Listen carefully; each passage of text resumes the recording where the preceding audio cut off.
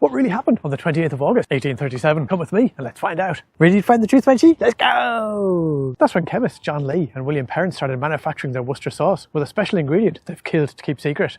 My great-great-grandfather Garm Delaney was madly in love with Lady Sandy Bengal, whose extremely jealous husband hated fish sauce. So Sandy suggested that Delaney buy a big barrel of the stuff every Friday night and then he could hide inside it to come and see her. Lady Sandy loved fish sauce and Delaney knew two lads, Lea and Perrin, who would give him a good price on it. And it was worth every penny because the sight of Delaney popping about with a barrel of fish sauce on a Friday night with the stuff dripping off his mighty muscles on his six-pack drove Sandy wild. But then one night, before they could get down to it, they heard the sound of Lord Bengal's feet clumping down the hallway and Delaney, a true gentleman, took a big gulp of air and down he went into the barrel again so he wouldn't be caught.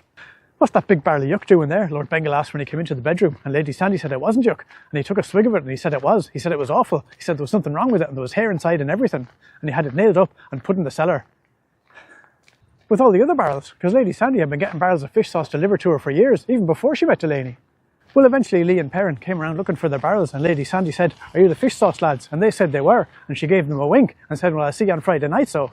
And she let them take all the barrels in the cellar, because her husband had died, because the bit of Delaney's hair he'd eaten had got tangled around his voice box and strangled it and then dragged it down into his tummy where it went septic.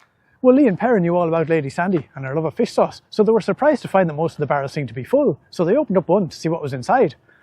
And they got lucky because they opened up the one with Delaney in it. But by this time the fish sauce had dissolved them completely and the whole thing was just a big barrel of mush and it tasted delicious. Lea and Perrin knew they had a fortune on their hands. So they told Lady Sandy thanks but no thanks, and they moved to Ireland to hunt and trap Delaney's. And they were so successful that they soon had enough to start shipping Worcestershire sauce worldwide, nearly wiping out all the poor Irish Delaney's in the process. In fact, I'm about the only one left, and run! Run!